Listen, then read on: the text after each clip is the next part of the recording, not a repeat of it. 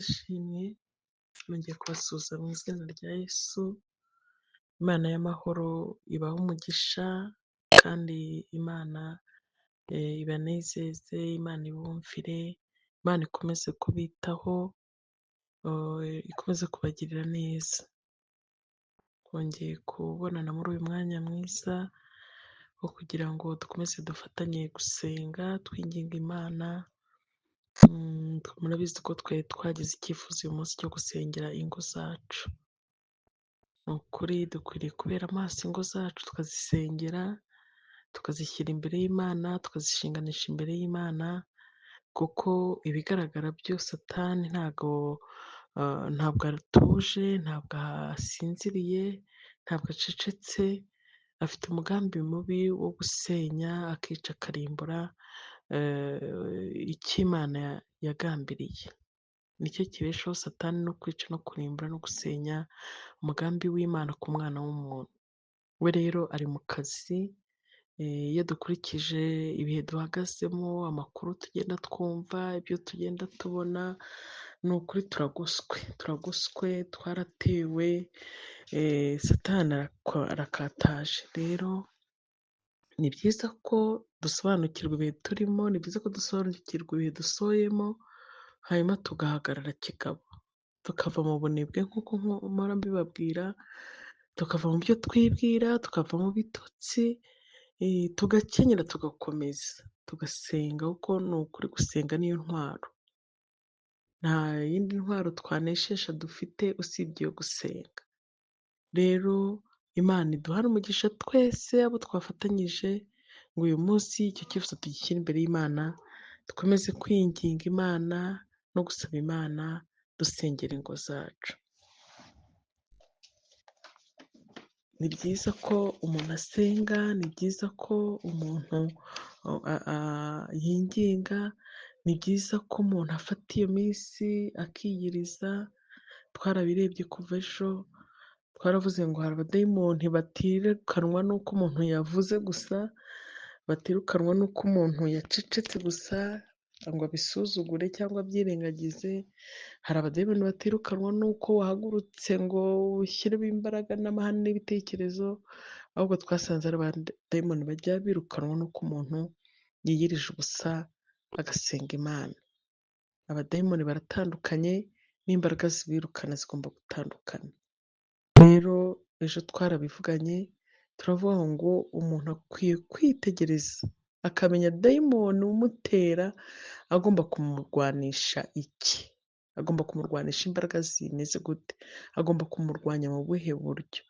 Ni wowe rero wo kumenya ibitero biri iwawe, wo kumenya ibitero biri mu bana bawe, wo kumenya ibitero biri ku mutware wawe cyangwa ku mufasha wawe, wo kumenya ibitero bitukugose biri mu bakozi bawe, biri mu baturanyi, ugasobanukirwa ibyo bitero ukamenya uko birwanya. Rero twafashe umwanya wo kuba imbere y'Imana, ni ukuri twiyirije, abo twafatanyije Imana ibahe umugisha, abatabishoboye namwe Imana ibagirire neza. Ijambo ry'Imana riravuga ngo ugende uko imbaraga zawe zingana. Ariko ni byiza ko twafatanyije umwanya wo kwiyiriza ubusa, kandi turacyafatanya umwanya wo gusenga. Hari amagambo y'Imana mfashe umwanya ndasoma, nifuza ko tuyaganiraho gato, hanyuma tukinjira muri wa mwanya wacu wo gusengana. Itangira ibice 2 umurongo wa 18, ndasoma nk'amaverisari 3 gusa. Itangira ibice 2 umurongo wa 18 iravuga ngo kandi Uwiteka Imana iravuga iti si byiza ko uyu muntu aba wenyine, reka muremere umufasha umukwiriye. Imana nitugirire neza. Aya magambo ndi kuyasoma cyangwa ubu nyavuze si rimwe si kabiri abantu bakunda kuyumva, tuyumva kenshi cyane abantu bayasoma, cyangwa abapasiteri cyangwa abakozi Imana kenshi bayigisha iyo barishyingira abageni, ni kenshi dukunda kuyumva. Uyu munsi nongeye nyatekerezaho, ndavuga ngo nafashe umwanya wo gusengera urugo rwanjye, nafashe umwanya wo gusengera ingo z'abavandimwe, ingo z'abashuti. Hari ikintu tugomba kwibukiranyaho. Ubundi iyo umuntu asenga ufashe umwanya wo gusenga iriho kumenya n'icyo usengera, ukamenya n'uko usenga.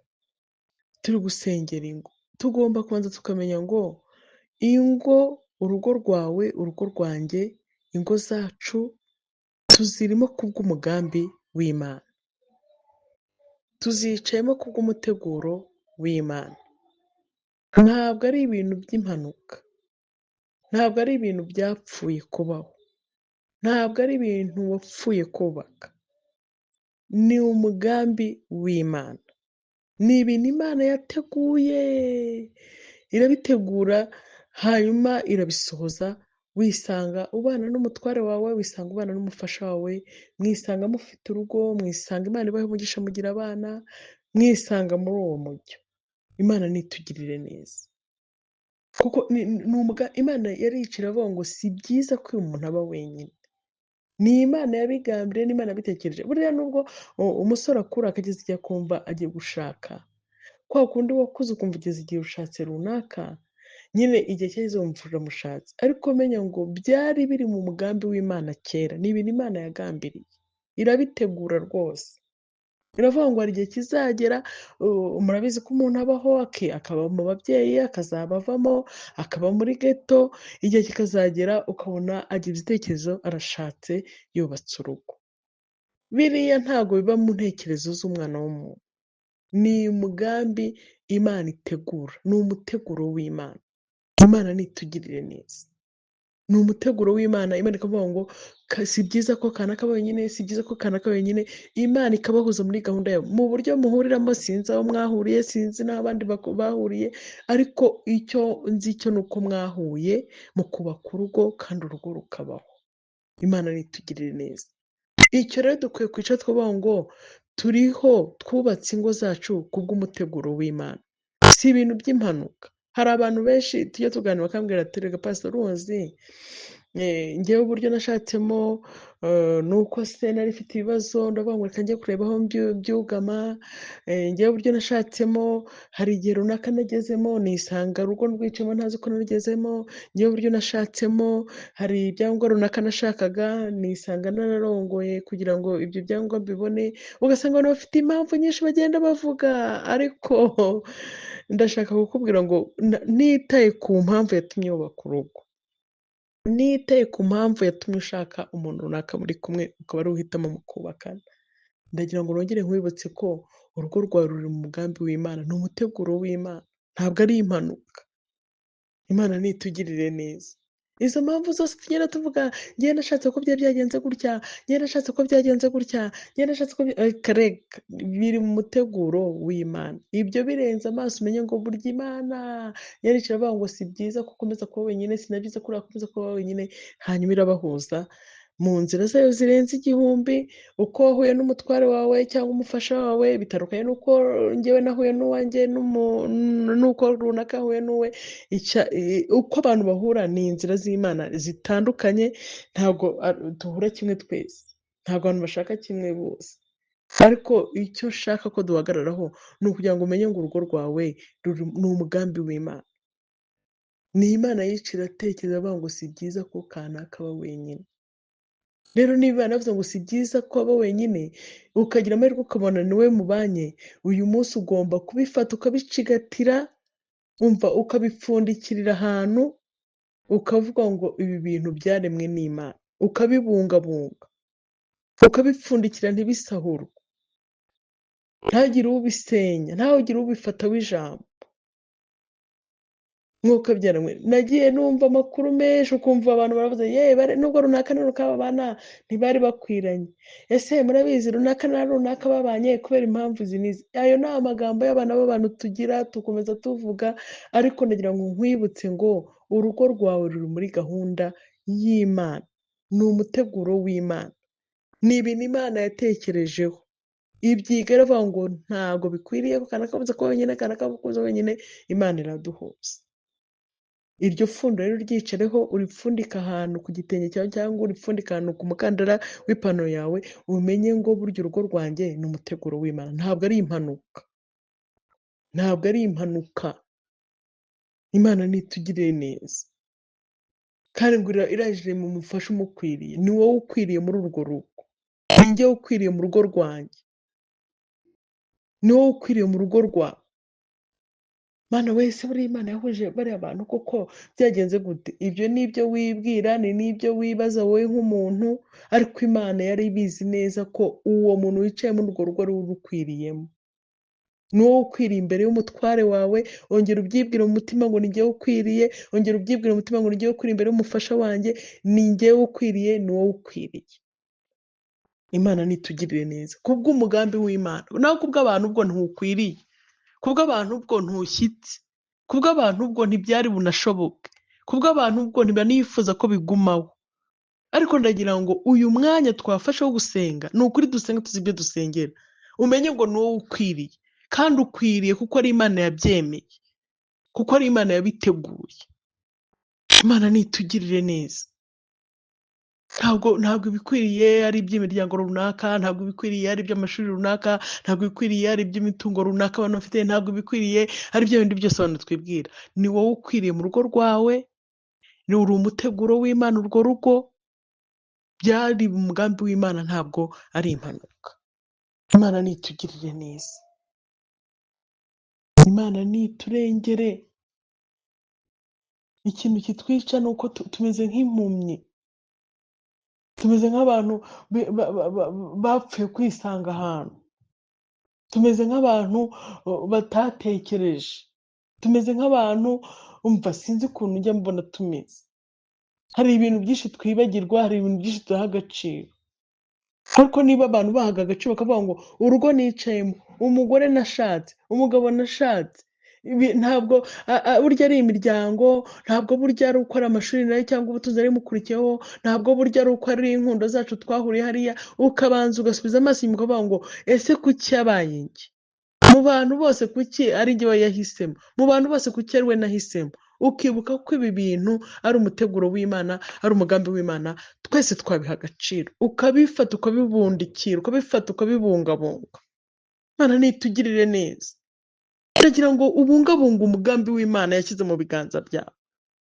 Bungabunga urugo rwawe, ni wowe ubifitemo uburenganzira, ni wowe ubifitemo ubushobozi, nta wundi muntu uzabigushoborera.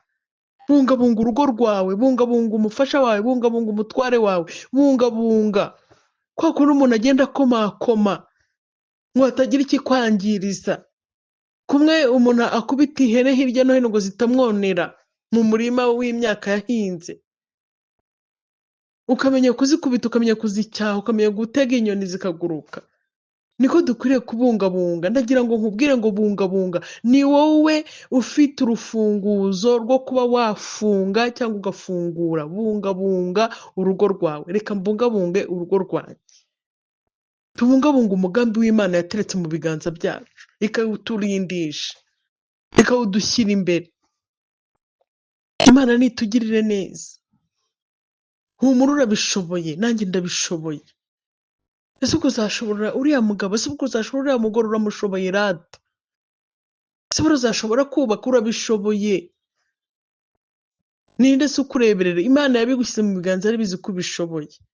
Imana nitugirire neza. Mureke tubungabunga umugambi Imana yadushyize mu biganza. Narindi hosoma amagambo yo mu Befeso ibice 5 ku murongo waho namanutse, ariko dusoma 33. Abefeso 5:3 haravuga ngo nuko namwe umuntu wese akunda umugore we nk'uko yikunda, kugira ngo umugore nawe abone uko yubaha umugabo we. Imana imaze gutegura umugambi ikavuga ngo si byiza ko kanaka aba wenyine, si na byiza ko kanaka aba wenyine, ikarema, ikabikora, tugahura, tukarwubaka. Ntabwo yarekeye aho, buri muntu yamuhaye inshingano. Ikintu kituvuna ni uko twibagirwa ko dufite inshingano. Ikintu kibyica ni uko twirengagiza inshingano zacu. Umuntu wese afite inshingano. Yahuje abantu babiri, umugabo n'umugore. Irangije iravuga ngo iyo Imana ishaka ari kubirekeraho, yari kubirema gusa ikavuga ati muze mujyemo hano. Ariko Imana kuko itameze nkako, kuko Imana ntakikorera ubusa, kuko Imana idapfa gukora, ikora ibintu yateguye, yanizeho, yanatekerejeho. Ntabwo ibirekera gutyo gusa, irangije buri muntu imuha inshingano. iravuga ngo mwa bagabo mwe mukunda abagore banyu nk'uko mwikunda. Mwa bagabo mwe mukunda abagore, kunda umugore wawe. Birababaje usanga hari ukuntu umuntu akunda abo hanze ariko ugasanga abiwe urukundo sinzi ahantu rujya. Ugasanga hari ukuntu umufasha yubaha abahandi abiwe kubaha sinzi ukuntu bigenda. Ariko ndagira ngo dusenge, ariko usenge ese ndasenga gute? Ni iki sengera?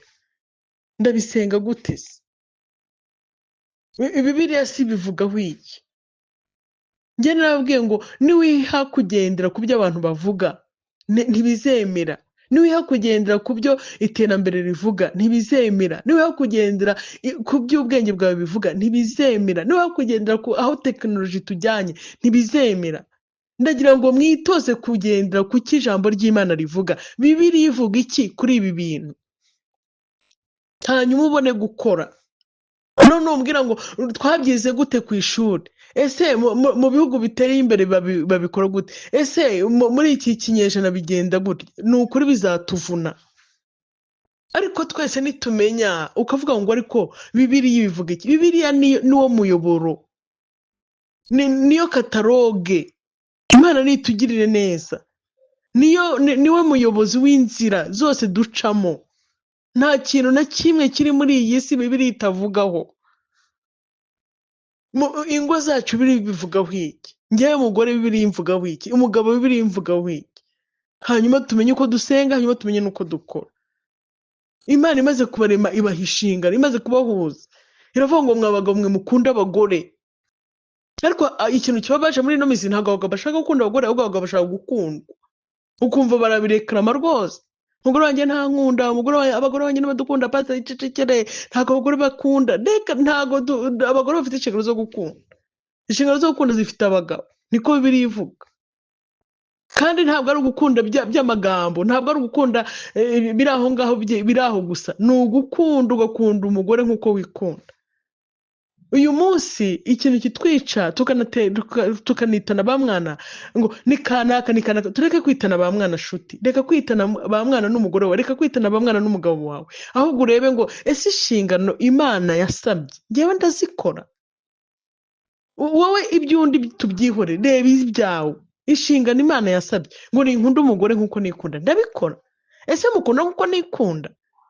Iki gipimo ni ikintu gikomeye cyane, gukunda umuntu nk'uko wikunda. Ukumva yarya nk'icyo wariye, ukumva yaseka nk'uko wasetse, ukumva yanezerwa nk'uko wumva unezerewe, ukumva nta cyamubaza nk'uko nawe wumva nta cyakubabaza, ukumva wakambara nk'uko nawe yakambara nk'uko nawe wambara. Ni igipimo gikomeye, ntabwo ari ibintu by'amagambo Imana idusaba. Ntabwo ari ugupfa gusoma Bibiliya cyangwa ngo dupfe no kubirahira. Ni ibintu bikomeye, gukunda umuntu nk'uko wikunda. Ukavuga ngo niba iki kimbabaza burya n'umushuti wanjye kiramubabaza, niba ikintu gikeneye burya nawe aragikeneye. Bangahe se tubitekerezaho? Mwa bagabo mwe bangahe tubitekerezaho? Ugatekereza ko niba ushaka guseka kuva mu gitondo n'umugoroba ari nako mugenzi wawe agomba guseka. Ugatekereza ko uko wariye ugahaga ariko nawe agomba guhaga. Abacu njya mbateramo buraga abo tumenyeranye, ntababwire nti banza umbwire koko umukunda nk'uko wikunda. Niba ushobora kujya ahantu ukigurira nk'igikoko ukakirya, utekereza ko nawe wakimushyiraho akakirya? Niba ushobora kujya ahantu ukigurira ikintu cyiza kikunezeza, utekereza ko nawe atanezezwa nuko ukimuguriye? Ni ikintu gikomeye. Niyo mpamvu mugomba gukubita amavi hasi mugasenga. Imana yabasabye ibintu bikomeye, gukunda umuntu nk'uko wikunda. Bangahe babikora? Ariko turi kwitana ba mwana. Niyo mpamvu ngo zisenyuka, niyo mpamvu tuzisenya tukazisenyera, nuko tutabaye mu nshingano Imana yaduhaye. Ntabwo yapfuye kuziduha gutyo gusa ngo dutereka. Ntabwo turi indabo ziteretse ahantu nizo zitakora. Nako indabo ziranakora ko zitangwa umwuka mwiza. Ariko Imana hari ibintu yadusabye ngo bagabo mukunda abagore banyu nk'uko mwikunda, kugira ngo abagore babone uko bubaha abagabo babo. Bagore twubaha abagabo, ni inshingano. ntabwo ari impuhwe, ntabwo ari uko batugaburiye, ntabwo ari uko baduhaye iki. Tugomba kububaha, babikora batabikora tugomba tugatunganya uruhande rwacu bakazibarizwa imbere y'Imana.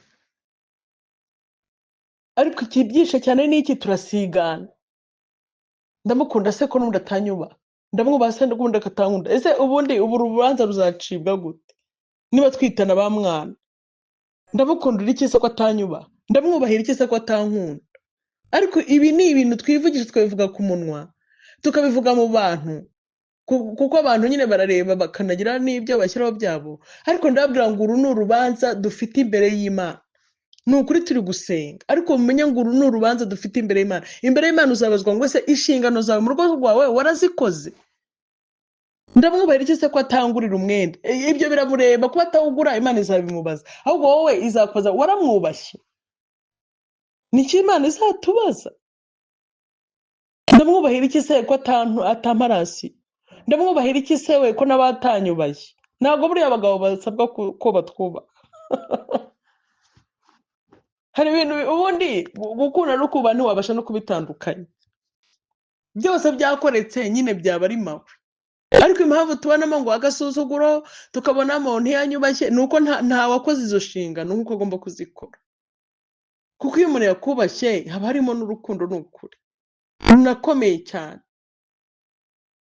Kuko iyo umuntu yagukunze ni ukuri haba harimo n'uko yanakubashye, ntiwabasha no kubitandukanya. Ibyo bintu byose buri muntu yabitunganyije ku ruhande rwe n'agatunganya ku ruhande rwe, ni ibintu tutatandukanye. Ariko impamvu tubitandukanya ni uko tuba tutakoze inshingano neza. Urugo rero ntabwo ari impanuka, ni umuteguro w'Imana, ni umugambi w'Imana yashyize hagati y'abantu babiri, umugabo n'umugore. Irangije buri muntu wese imuha inshingano. Abagore duha kubaha abagabo, abagabo ibaha gukunda abagore, kandi igerekaho ngo nk'uko bikunda. Ntabwo ari ukubakunda ngo bakunde mu kanya wasaguye, ubakunde muri duke wasaguye, ubona ntacyo tugutwaye, nyine turi aho ngaho. Oya, bakunde nk'uko wikunda. Imana nitugirire neza.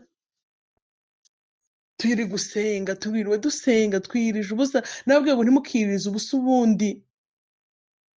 Numva udafite umwanya wo gusenga ngo uhinduke, numva udafite umwanya wo gusenga ngo ube uhinduke isengesho, ube icyo kintu uri gusengera. Ni ukuri ntimukirize ubusa ubundi, muzarwara ibifu by'ubusa. Ntimukirize kuko runaka yiyirije, ntimukirize kuko pasiteri ukuyobora yabitegetse, ntimukirize kuko kwa padiri wayidusabye kuko turi mu gisibo. Ahubwo twiyirize amasengesho, twiyiriza dukora icyo ijambo ry'Imana ritubwira. Ni nacyo biba byabaye. Njyewe uyu munsi kamere yanjye se nkaho nyinaniza, nemerera umwuka avugane nanjye. Ni icyo umwuka rero ari kuvugana nawe muri uyu munsi wo kwiyiriza, muri uyu munsi wo gusenga. Ni icyo umwuka avugana nawe. Umwuka aradusaba ngo dukore inshingano zacu. Imana nitugirire neza, tubungabunga ingo zacu. Ninjye ufite uruhare kurwubaka, nawe ufite uruhare kurwubaka. Ninjye ufite urufunguzo. Twikitana ba mwana. Imana nitugirire neza. Reka sorese muri iri jambo nasomye ryo mu Migani ibice 14, umurongo wa 11, haravuga ngo urugo rw'umunyabyaha ruzasenywa, ariko ihema ry'umukiranutsi rizakomera. Urugo rw'umunyabyaha ruzasenywa, ariko ihema ry'umukiranutsi rizakomera. Iri ni isezerano Imana itanga. Iratubwira ati dore rero urugo ndarubahaye ngurwo, murarwubatse, buri muntu akwiriye gukora ibi, akwiriye gukora ibi. Isezerano rero rihari n'iri, nuko nimukiranuka urugo rwanyu ruzakomezwa, ariko nimuhinduka abanyabyaha urugo ruzasenywa. Ingo rero ziri gusenywa turebe. Satani nyine ni satani, ariko satani ni uko tumwemerera akatuyobora, akatugira inama tukazumva. Inama za satani ziduhindura abanyabyaha, inama z'Imana zikaduhindura abakiranutsi. Iyo wemeye kumvira satani ubaye umunyabyaha rwimbi, iyo nemeye kumvira Imana mbaye umukiranutsi. ni ibintu bibiri kandi byoroshye kubisobanura. Urugo rw'umunyabyaha ruzasenywa, niko ijambo ry'Imana rivuga. Nta n'ikintu wabihinduraho, nta muti runaka umuntu yaguha, nta nama runaka umuntu yaguha. Iyo wimirije ibyaha imbere biba bijyana gusenya urugo rwawe. Imana nitugirire neza. Niwimiriza imbere ibyaha, menya ngo ni umuhoro ufashe uri gutema urugo. Urugo rw'umunyabyaha ruzasenywa, ariko ngo ihema ry'umukiranutsi rizakomera. Iri ni isezerano, kandi Imana irisezeranye igasohoza, nta n'icyo twabihinduraho. Niwimiriza imbere gukora ibyaha, fata ngo ni umuhoro ufashe uri gutemagura urugo. Naho ibyo abantu twibwira ngo buriya impamvu urugo rwasenyutse ni ubukene, reka reka reka. Nta abakene se hari aho watsindwa? Kandi dufite abakene bubatse ingo nziza Imana ishima. Buriya impamvu urugo rwasenyutse rumva ni imibereho nimeze, reka two kubeshya, two kwidefanda. Nta n'udusaba kwidefanda, nta n'icyo twidefandaho. Umuntu n'uburenganzira bwe. Ariko banza wiyinire urebe, ese ingo zirasenywa n'iki? Izi mvururu ziri mu ngo zacu ni ukubera iki? Kutumvikana kuri mu ngo zacu ni ukubera iki? Aho nta byaha nimirije imbere, aho nta byaha wowe wimirije imbere, kaba ari agahe keza ko kwirunguruka ukireba. Ishyire ku munzani, ishyire muri biruwari wirebe. Aho ngaho sinabaye umugore w'ingare, amagambo no gutukana umutware nkamwubahuka sinabyimirije imbere. Aho sinabaye umugabo w'umusinzi, aho sinabaye umwe muri bo w'umusambanyi, aho sinabaye umwesikoro, aho sinabeshye, aho umva ireba urebe igituma ruri ku manegeka. Imana nitugirire neza. Niba Bibiliya isaba ngo nubahe umutware, ndamwubaha. Niba Bibiliya isaba ngo ndakunda umugore, ndamukunda.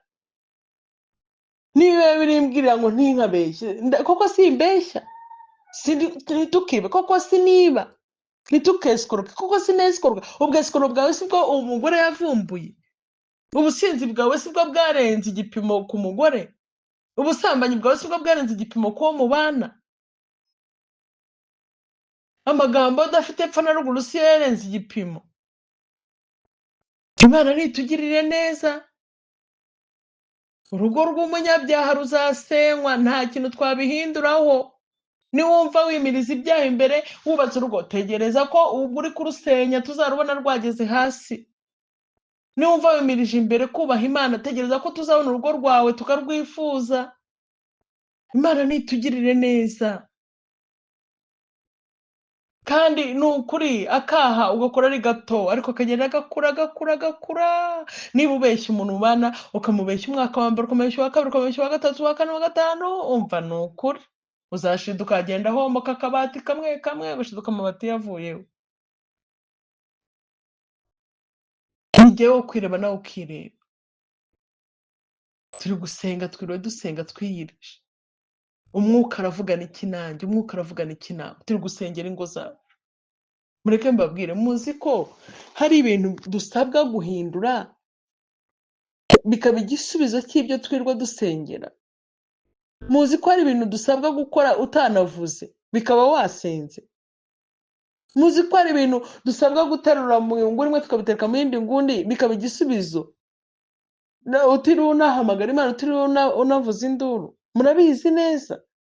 Muzi ko muri amasengesho hari ibyo dusabwa gukora, hari ibyo dusabwa kuvuga, hari ibyo dusabwa gusaba Imana, ariko hari ibyo dusabwa gukora twebwe ku giti cyacu. Hari ibyo dusabwa gukemura, hari ahantu dusabwa kugarukira, bikaba ari cyo gisubizo cyo kugira ngo urugo rwacu rutengamare.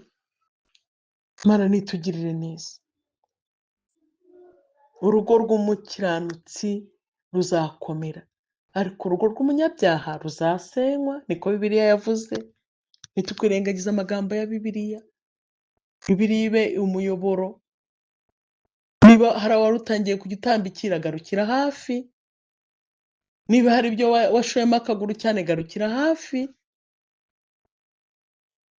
Niba hari ukuntu wumva kubera ibihe, kubera abandi, kubera sha waretse. Abandi ni iby'abandi ariko ibyawe ni ibyawe.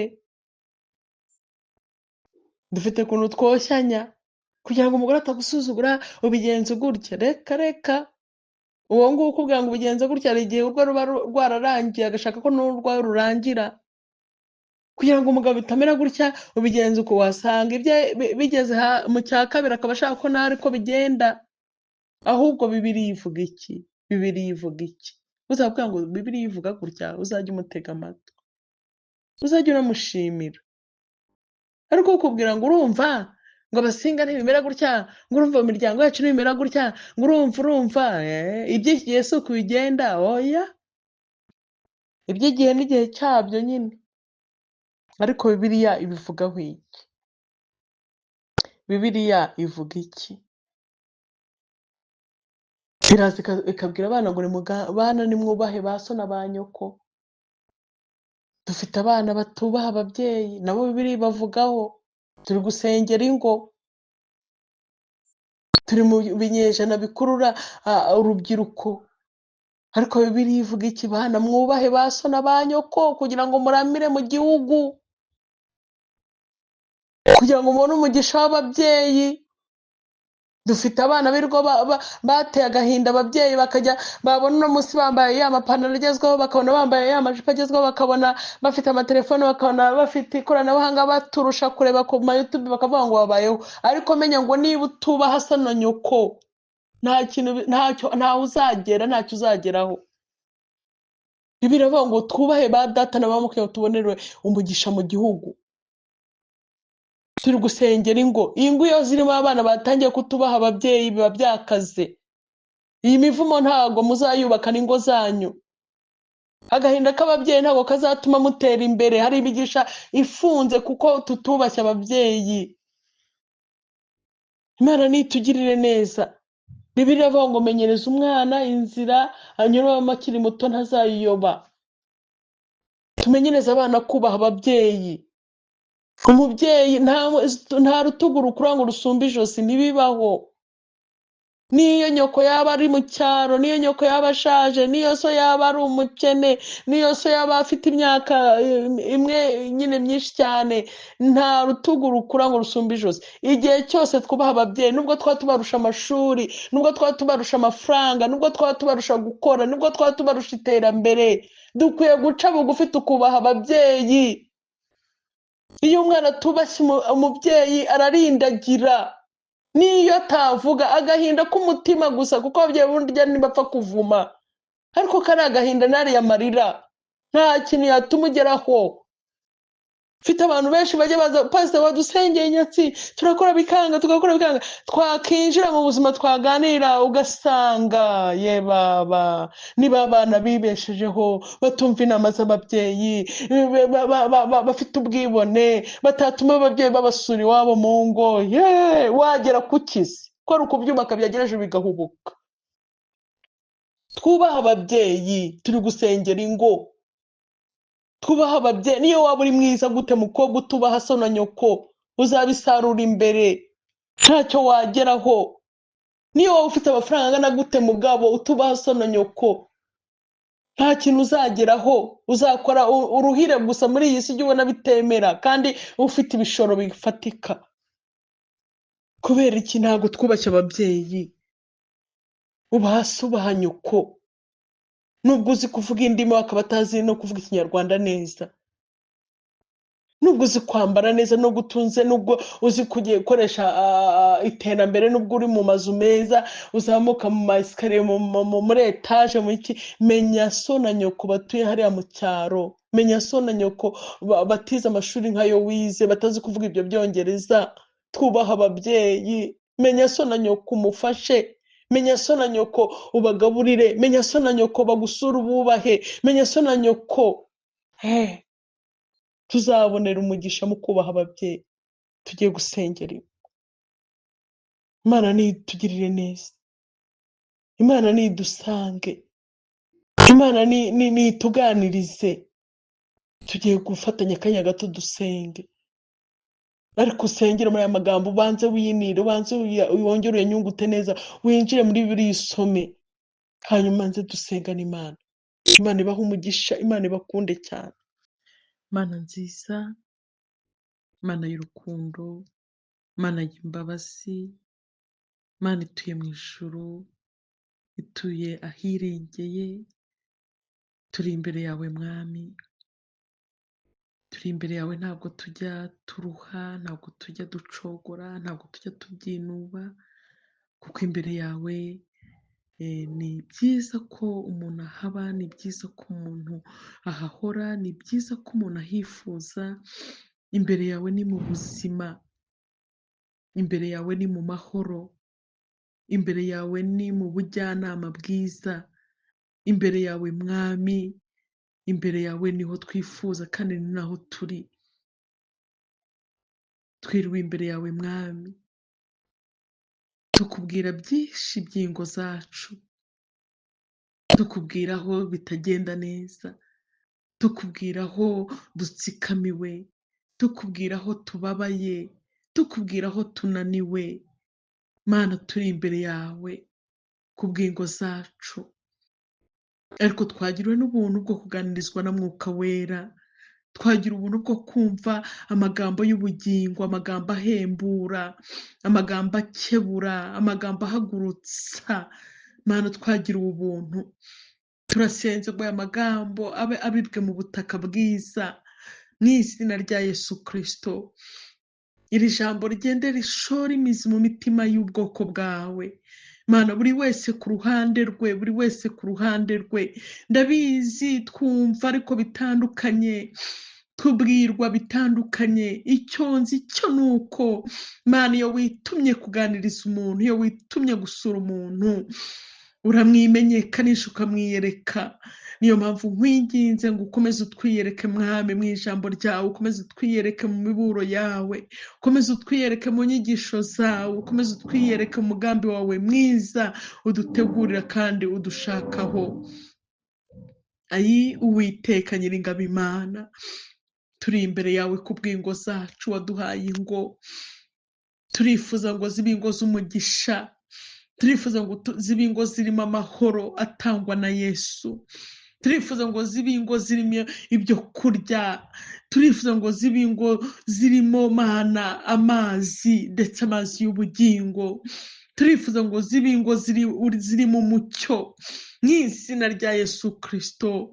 Ingo zuzuye amahoro, ingo zuzuye guhuza, ingo zuzuye gushyira hamwe, ingo zuzuye urukundo, ingo zuzuye kubahana, ingo zuzuye Mwami ubumana bwawe. Turifuza ingo z'umugisha hagati muri twebwe, ingo zifuzwa n'abatugose, ingo Mana abantu bifuza kuruhukiramo, ingo abagabo bifuza gutaha, ingo abagore bifuza kubamo, ingo abana bifuza kubamo. Turifuza ingo z'umugisha zituruka ku Uwiteka, mu izina rya Yesu Kristo. Mana, utanga umugisha muri izi ngo, Mana utanga umugisha muri izi ngo, Mana wubaka izari zisenyutse, mu izina rya Yesu Kristo. Usane izagize ibyuho, mu izina rya Yesu. Erega urabizi Satani nta kindi kimubeshaho usibye kwiba, gusenya no kurimbura. Hari aho Satani yasenye, hari aho yashyizemo ibyuho, ariko turi imbere y'Imana dusenga tukwinginga Mwami, Mwami, Mwami, ngo izirimo ibyuho wongere ubisane, mu izina rya Yesu. Izaguye uzegure. Nagiye mbibona Mwami, umuntu yubaka urugo, umuyaga waruhuha rukagwa, akabyuka akongera akarwegura kandi rukongera rugakomera. Ni wowe byiringiro byacu. Hari ingo zahiritswe n'imiyaga, hari ingo zahiritswe n'ibiza, ariko uri Imana ifite imbaraga, uri Imana ifite imbaraga, uri Imana ifite imbaraga. Wakongera ukubaka ingo kandi zikubakika, mu izina rya Yesu.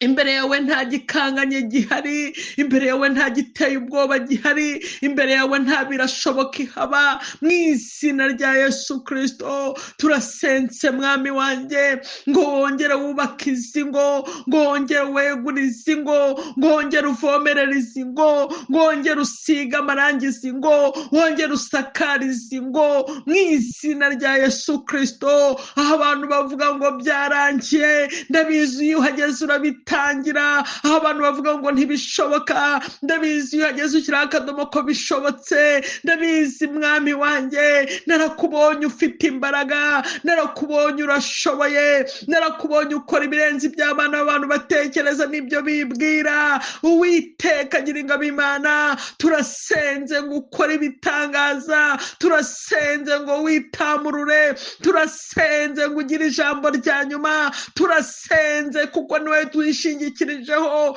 ngo ukora iby'imbaraga kuri bene data. Mu izina rya Yesu Kristo uturebana amaso y'impuhwe n'imbabazi mwami. Ayi Uwiteka Nyiringabo Imana, erega abantu ntacyo bashobora, erega ba nyir'ubwite ntacyo bakora, ariko uri Imana ifite imbaraga. Navuze ngo iyo uhagurutse nta muntu ujya ukwicaza, iyo uteye intambwe nta muntu ugusubiza inyuma, iyo usinye nta muntu ugusinyuza. Turasenze mwami w'abami, twingingiye izi ngo nyakubahwa kugira ngo urengere ingo z'ubwoko bwawe, urengere ingo z'abana bawe, wubake ingo zikomere mwami, wubake ingo zigubwe neza, wubake ingo papa. Mu izina rya Yesu twabibonye ko ziri mu mugambi wawe, wa wundi wateguye wicaye mu ijuru, ntawe ukugiriye inama. Umugambi wawe rero ijambo ryawe ryambwiye neza ngo ujye uba inyuma yawo kugira ngo uwusohoze. Turasenze mwami tukwinginga, turasenze mwami tugutakambira, turasenze Rishadayi ngo wirengagize ubupfapfa n'ubupfayongo bwabaye hagati muri twe. Mu izina rya Yesu wirengagize buri kimwe cyose ku bwoko bwawe, wirengagize mwami, wirengagize, urabishoboye, wirengagize. Erega n'ubundi bitagize icyo wirengagiza ntabwo twari kuba turi abo turimo. N'ubu ndagusabye ngo ugire icyo wirengagiza.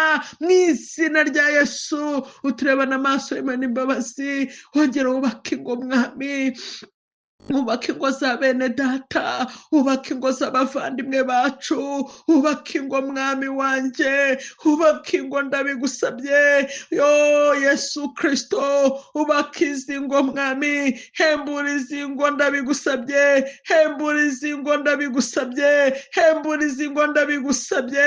Reka umucyo wawe uvemo mu izina rya Yesu, umwijima uhunge mu izina rya Yesu Kristo. Hembura izi ngo, hembura izi ngo, hembura izi ngo, hembura izi ngo. Reka Satani yo kudufataho ijambo, reka abanyamahanga bo kudufataho ijambo. Reka mwami wanjye bimenyekane kuri Imana ya Isiraheli, bimenyekane kuri Imana ifite urukundo, bimenyekane kuri Imana ishoboye. Hembura izi ngo mwami, hembura izi ngo Mana, hembura izi ngo mu izina rya Yesu Kristo.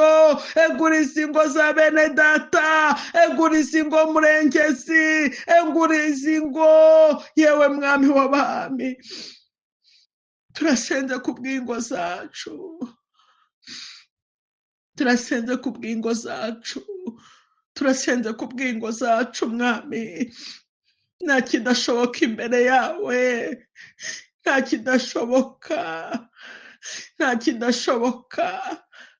Turi mu bihe bibi byadusatiriye, aho buri wese yumva ko gusenya ntacyo bivuze, aho abana basenya ababyeyi bagakoma amashyi.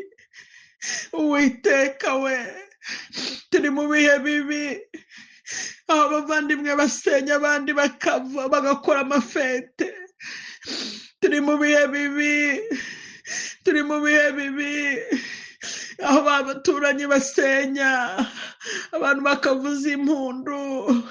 Turi mu bihe bibi, aho inyigisho zemerera abantu gusenya zabaye nyinshi. Turi mu bihe bibi, ariko turakwinginze Mana turakwinginze, Mana turakwinginze, hembura izi ngo, hembura izi ngo, Mana hembura ingo. Ijambo ryawe ryambwiye ko urugo rwiza ari ijuru rito. Satani nawe yarabimenye.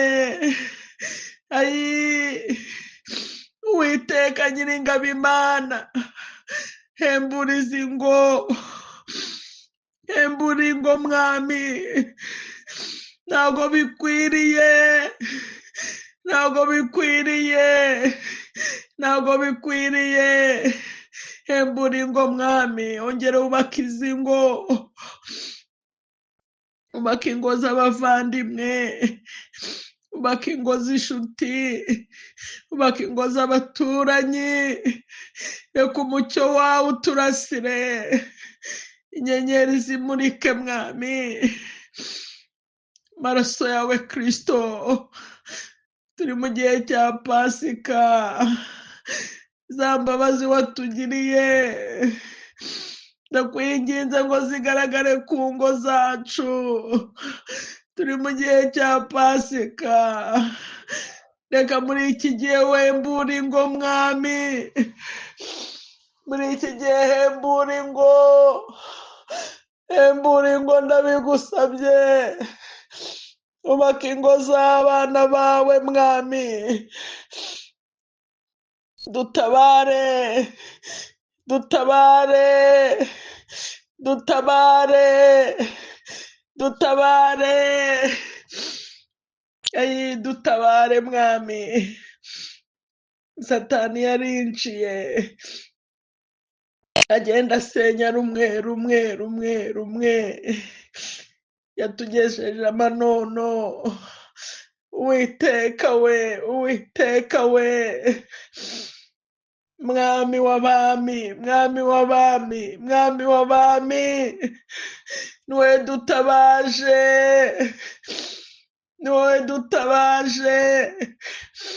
Ntabwo turi mu iterambere, gusenya si iterambere, gusenya si igisirimu.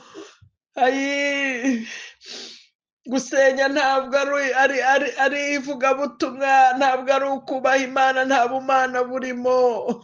Mwami w'abami, Mwami w'abami, hembura izi ngo kandi urabishoboye. Aba Satani yicariye Mwami wabo umuroraho, abarangaye akabinjirira, wabahomera, wabicira ibyuho, iri hema ukongera ukarishinga. Kandi urabishoboye, kandi urabibashije. Bariho kudutabara, niwe duhungiyeho. Ntabwo duhungiye ku mategeko y'ab'isi, kuko yafite uko abiteganya. Mana, ab'isi bafite uko babiteganya. Imiryango ifite uko ijya ibyigaho ikabyanzura, ariko n'uwo ufite ijambo rya nyuma. Ntabwo duhungiye mu miryango, ntabwo duhungiye mu bisi, ahubwo ni wowe duhamagaye, ni wowe ntabashije umugoroba, ni wowe rata Mwami w'abami, ni wowe udashukana, ni wowe utayobya, ni wowe utica ibintu, ni wowe. Hembura izi ngo, hembura izi ngo, urabishoboye, kugira ngo abana bagubwe neza, kugira ngo abana babonere amahoro mu isi. Urabizi Mwami, kubw'ingo nyinshi zasenyutse, kubw'imvururu nyinshi mu ngo, abana barapfapfanye hirya no hino, abana babuze kirengera, abana baratawe. Ariko ndasenze, urengera abana Mwami, girira impuhwe abana bato, girira impuhwe ibitambambuga, girira impuhwe abana nta mana, nta ruhare babigizemo. Reka abana bo gupfapfana, reka abana bo kubura kirengera, reka abana bo gukurira mu gahinda. Uwiteka, Uwiteka, rengera aba bana bo gukurira mu maganya, bo gukurira mwami mu bibazo. Rengera izi ngo, wubake ingo kugira ngo abana bagubwe neza. Girira impuhwe mwami abana, utitaye ku byaha by'abase na ba nyina. Girira impuhwe abana, girira impuhwe abana. Hari igihe twirata tukavuga ngo ntacyo babaye, abana barabyibushye, ngo ntacyo babaye, abana ntibabone icyo kurya. Ariko mwami, imitima y'abana yagoswe n'agahinda, abandi barara barira mu mashuka. Urabizi, abana barakura bakibaza byinshi. Girira impuhwe aba bana, girira impuhwe aba bana mwami, bari gukurira mu ngo zifite imvururu. Girira impuhwe aba bana, wubaka ingo mwami, usana ingo zasenyutse.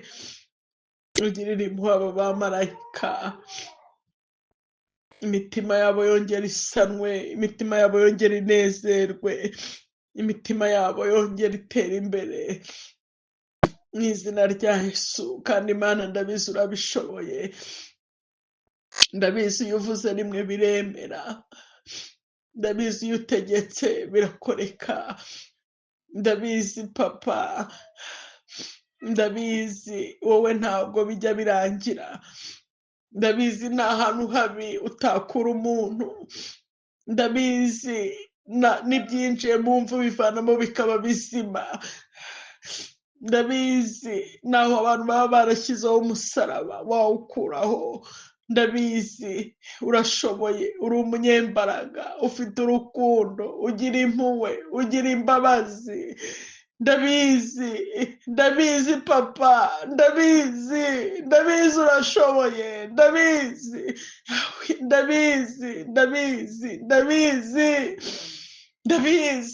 ndabizi uvuguruza amategeko, ndabizi iyo utambutse, ndabizi iyo witamburuye, ndabizi iyo uvuze ngo ndaje, ndabizi iyo uvuze ngo ndabikoze, ndabizi uri umunyembaraga.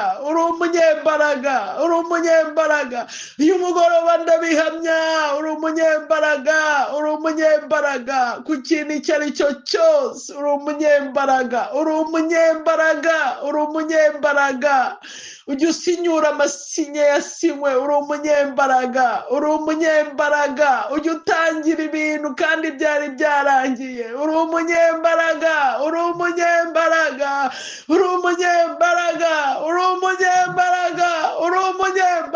Ujya usubizamo ubuzima mu mupfu, uri umunyembaraga. Uri umunyembaraga papa, uri umunyembaraga. Uhabwa icyubahiro ku bwa buri kimwe cyose ushoboye kandi ukoze mu izina rya Yesu. Rengera ubwoko bwawe, utanga umugisha mu ngo, utanga amahoro mu ngo, utange guhuza mu ngo, utange guseka mu ngo, utange gukora byemere, utange iterambere, cyane ko ufite byinshi wadusezeranyije, ukavuga ngo uyu mwaka uzitamburura. Ntuhabwe icyubahiro, gukomera gukomeze kuba kwawe mu izina rya Yesu Kristo, amen.